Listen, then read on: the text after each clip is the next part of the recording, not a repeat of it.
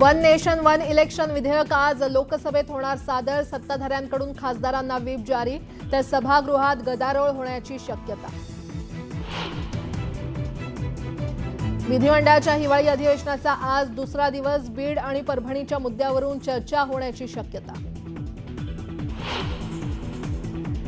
नागपुरात विधिमंडळाचं अधिवेशन सोडून भुजबळ नाशिककडे. कार्यकर्त्यांसोबत संवाद साधून कोणता निर्णय घेणार याकडे राजकीय वर्तुळाचं लक्ष.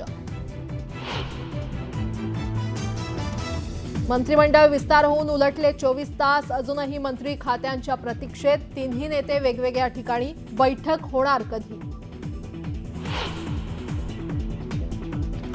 विधानसभा निवडणुकीतील पराभवानंतर काँग्रेस ॲक्शन मोडवर. नागपुरात रमेश चेन्नीथलांच्या उपस्थितीत आज काँग्रेस आमदारांची बैठक, तर पराभूत उमेदवारांशीही साधणार संवाद.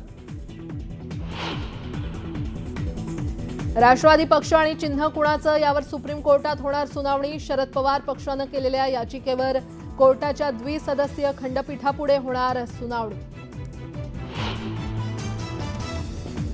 आणि मनोज जरांगे पाटील पुन्हा मैदानात. आज सामूहिक आमरण उपोषणाच्या तारखेची करणार घोषणा. अंतरवाली सराटीत होणार महत्त्वपूर्ण बैठक.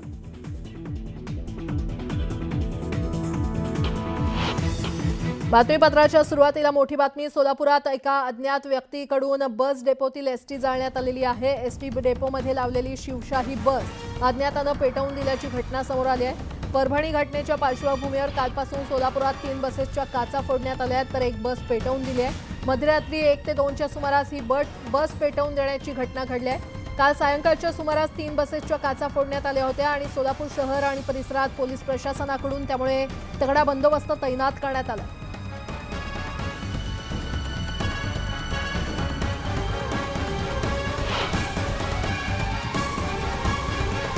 आणि आता एक अतिशय मोठी बातमी. न्यूज 18 लोकमतच्या हाती. महाविकास आघाडी सरकारच्या काळातील सर्वात मोठं स्टिंग ऑपरेशन लागलंय. मुंबई उच्च न्यायालयामध्ये महाविकास आघाडी काळात तत्कालीन मंत्री एकनाथ शिंदे आणि तत्कालीन विरोधी पक्षनेते देवेंद्र फडणवीस यांना अडकवण्यासाठी सर्वात मोठं षडयंत्र रचलं गेल्याचा दावा या स्टिंग ऑपरेशनमध्ये करण्यात आलाय. ULC घोटाळ्याचा ठपका लावून तत्कालीन नगरविकास मंत्री एकनाथ शिंदे यांना अडकवण्याच्या सूचना यामध्ये देण्यात आल्याचं समोर आलंय. संजय पांडेंनी दोघांना अडकवण्याचे आदेश दिले असल्याचं न्यूज 18 लोकमतच्या हाती लागलेल्या स्टिंग ऑपरेशनमध्ये ऐकू आलंय. ACP पाटलांनी हा खळबळजनक दावा या स्टिंग ऑपरेशनमध्ये केलाय.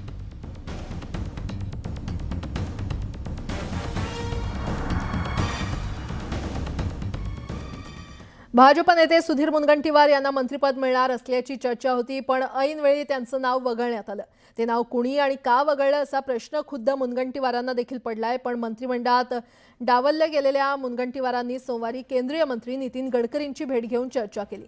तर इकडे मुनगंटीवारांना पक्षात प्रदेशाध्यक्षपदाची जबाबदारी देणार असल्याचं बोललं जात आहे.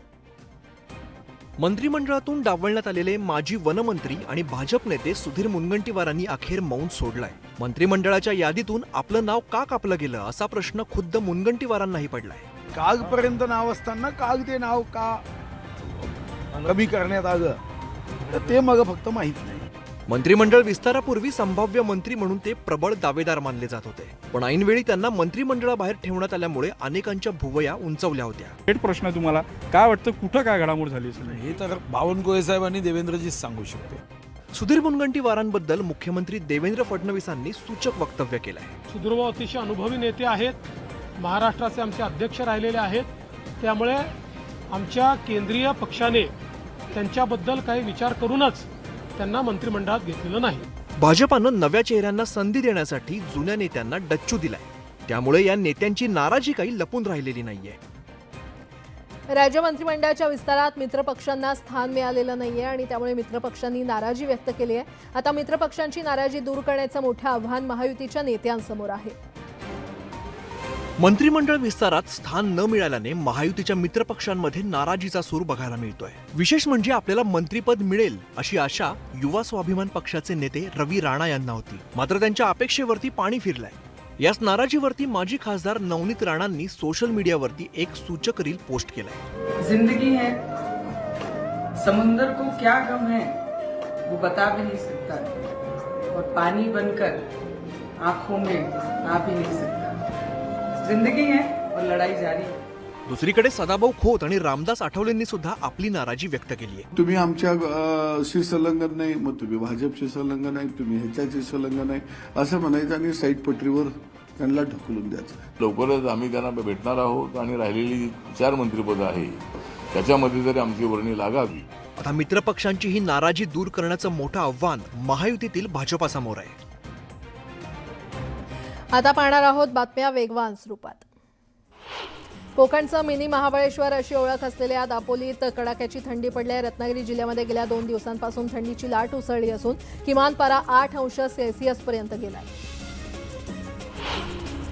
संपूर्ण महाराष्ट्राला हुडहुडी भरलेली आहे. सोमवारी राज्यात सर्वात कमी तापमान अहिल्यानगर इथे 5.5 अंश सेल्सिअस नोंदवलेलं गेलेलं आहे. तर थंडीची ही लाट येत्या गुरुवारपर्यंत कायम राहील असा अंदाज हवामान खात्यानं वर्तवलाय. पुणेकर थंडीनं गारठून गेलेत. पुण्यामध्ये यंदाच्या हंगामातील निचांकी तापमानाची नोंद करण्यात आलेली आहे. एनडीएतील तापमान 6 तर शिवाजीनगरमधील तापमानाचा पारा 7 अंशांवर गेलाय. बुलढाण्यामध्ये गेल्या 5 ते 6 दिवसांपासून अचानक थंडी वाढली आहे. त्यामुळे नागरिकांना घराबाहेर पडणं देखील मुश्किल झालं आहे. दुसरीकडे नागरिकांनी शेकोट्या पेटवायला सुरुवात केली. आजपासून थंडी ओसरणार असून दिवसाला 1 अंशानं कमाल तापमानात देखील वाढ होणार आहे. डिसेंबर महिन्यामध्ये तापमानात कमालीचा चढउतार पाहायला मिळतोय. तर या आठवड्यात उत्तरेकडील थंडीची लाट आल्यानं थंडीमध्ये कमालीची वाढ झाली आहे. नाशिकमधील बाजार समित्यांमध्ये कांद्याच्या दरात मोठी घसरण झाली आहे. लासलगाव बाजार समितीमध्ये लाल कांदा म्हणजे खरीप हंगामात निघालेला कांदा सरासरी 3,000 ते 3,500 रुपये क्विंटल दरानं विकला जातोय. सोमवारी कांद्याचे भाव 1,200 ते 1,600 रुपये किलो प्रति क्विंटलला खाली आलेले आहेत. भाज्यांच्या महागाईसह ऑक्टोबरमध्ये चलनवाढीचा दर हा 42.23% आणि नोव्हेंबरमध्ये 29.33% होता, जो हिवाळी हंगामात पुरवठा वाढण्याची शक्यता असल्यामुळे कमी होण्याचा अंदाज आहे. मात्र गहू आणि खाद्यतेलाचा प्रश्न कायम असून दर वाढण्याची शक्यता आहे. शासनाच्या एमएसपी दरानं धानाची विक्री करण्यासाठी शेतकऱ्यांना नोंदणी करण्यासाठी मुदतवाढ देण्यात आलेली आहे. आता शेतकऱ्यांना 31 डिसेंबर 2024 पर्यंत नोंदणी करता येणार आहे. 15 डिसेंबर 2024 अखेर देशभरातील 472 साखर कारखान्यातून ऊस गाळप आणि साखर उत्पादन वेगानं सुरू असून त्यातून 720 लाख टन ऊसाचं गाळप झालंय. सरासरी 8.50% उतार्यासह एकूण साखर उत्पादन 61 लाख टन इतकं झालंय. छत्रपती संभाजीनगरच्या पिंपळवाडी आरोग्य केंद्रात शस्त्रक्रियेनंतर तब्बल 40 महिलांना चक्क जमिनीवरच झोपवण्यात आलं. सलाईन लावण्यासाठी स्टँड नसल्यानं दोरी बांधून सलाईन लावण्यात आली होती. हिंगोलीतील घटनेनंतर छत्रपती संभाजीनगरमध्ये हा प्रकार घडलाय. एनईपी पदवी अभ्यासक्रमांच्या प्रथम सत्र परीक्षांना आजपासून सुरुवात होते. या परीक्षेसाठी 84,278 विद्यार्थ्यांनी अर्ज केलाय.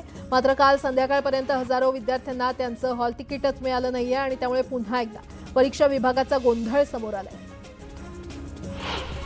सोलापुरात सम्राट चौक आणि डीमार्ट परिसरात एसटी बसवर दगडफेक करणाऱ्या 3 जणांवर गुन्हा दाखल करण्यात आलाय. सार्वजनिक मालमत्तेचं नुकसान केल्यानं गुन्हा दाखल करण्यात आलाय. पुण्याच्या आंबेगाव तालुक्यातील पारगाव परिसरात बिबट्याच्या 1 वर्षाच्या बछड्याचा मृत्यू झाला. बछड्याला अन्य वन्य प्राण्यानं हल्ला करून ठार केल्याचा प्राथमिक अंदाज आहे. सागरी किनारपट्टीवर सोसाट्याचा वारा वाहत असल्यानं खोल समुद्रात मासेमारी करणं धोक्याचं झालंय. मतलई वाऱ्यांमुळे खोल समुद्रातील मासेमारी सुमारे 50% बंद ठेवली आहे. वातावरणाच्या बदलामुळे पाण्याचा अंतर्गत प्रवाह बदलल्यानं कमी प्रमाणात मासळी मिळते. मात्र मिळणारी मासळी कमी प्रतीची मिळत असल्यानं आर्थिक गणितही कोलमडलंय. छत्रपती संभाजीनगरमधील अनधिकृत मालमत्ता आणि प्लॉट अधिकृत करण्यासाठी गुंठेवारी अंतर्गत मुभा दिली आहे. त्यासाठी महापालिकेनं 50% सवलत दिली असून एप्रिल 2025 पर्यंत गुंठेवारी करता येणार आहे आणि त्यामुळे 72,000 मालमत्ता धारकांना फायदा होणार आहे. नंदुरबारमधील सारंगखेडा यात्रेला सुरुवात झाली आहे. यात्रेच्या दुसऱ्याच दिवशी घोडे बाजारानं 50 लाखांचा टप्पा पार केलाय. रविवारी तब्बल 74 घोड्यांची विक्री झाली तर सोमवारी एकूण 137 घोड्यांची विक्री झाली आहे. पैठण येथील नाथसागर धरणातून शेतकऱ्यांच्या रब्बी पिकासाठी उजवा कालव्यात पाण्याचा विसर्ग सोडण्यात आलाय. चालू हंगामातील शेतकऱ्यांच्या रब्बी पिकासाठी डावा कालव्यात 2,000 क्युसेक पाण्याचा विसर्ग पाटबंधारे विभागानं सुरू केलाय. रत्नागिरीच्या जयगड कंपनीतील वायुगळतीला 5 दिवसानंतरही त्रास जाणवतोय. बाधित झालेल्या मुलांना पुन्हा एकदा उलट्यांचा त्रास झालाय. 19 मुलांवर रुग्णालयामध्ये पुन्हा उपचार सुरू असून हा आकडा वाढण्याची शक्यता आहे. देखभाल दुरुस्तीच्या कामासाठी नवी मुंबईमध्ये आज संध्याकाळी पाणीपुरवठा बंद राहणार आहे. उद्या नियमित दाबानं पाणीपुरवठा होईल अशी माहिती महापालिकेनं दिली आहे. पश्चिम रेल्वे मार्गावरील सकाळच्या सत्रात चालवल्या जाणाऱ्या 2 जलद साध्या लोकल 12 ऐवजी 15 डब्यांच्या चालवण्याचा निर्णय घेण्यात आलाय. या बदलामुळे लोकलच्या माध्यमातून 33% अधिक प्रवासी प्रवास करू शकणार आहे. मुंबईतील प्रदूषण वाढत असताना पालिकेकडून देखील प्रदूषण नियंत्रण उपाययोजनांवर वेगानं भर दिला जातोय. या पार्श्वभूमीवर नवीन वर्षात पालिकेच्या पर्यावरण विभागाकडून हवा प्रदूषणाची पातळी मोजण्यासाठी आणखी 4 मोबाईल व्हॅन घेण्याचा निर्णय घेण्यात आलेला आहे. मुंबईच्या किमान तापमानात घट झाल्यानं प्रदूषणात वाढ झाली आहे. शिवाजीनगर, गोवंडी आणि मालाडमधील AQI वाईट तर नेव्हीनगर, कुलाबामधील हवा अतिवाईट श्रेणीमध्ये नोंदली गेली आहे. अंबरनाथमध्ये खुल्या अनधिकृत जीन्स वॉश कारखाने सुरू आहेत. जीन्स वॉश कारखान्यांमुळे मोठ्या प्रमाणात जलप्रदूषण होत आहे. उल्हासनगर महापालिकेनं त्यांच्या क्षेत्रातील जीन्स कारखाने बंद करून कारवाई केली. मात्र आता हे कारखाने अंबरनाथ तालुक्यात छुप्या पद्धतीनं सुरू आहेत आणि त्यांच्यावर आता कारवाई करण्याची मागणी होती आहे.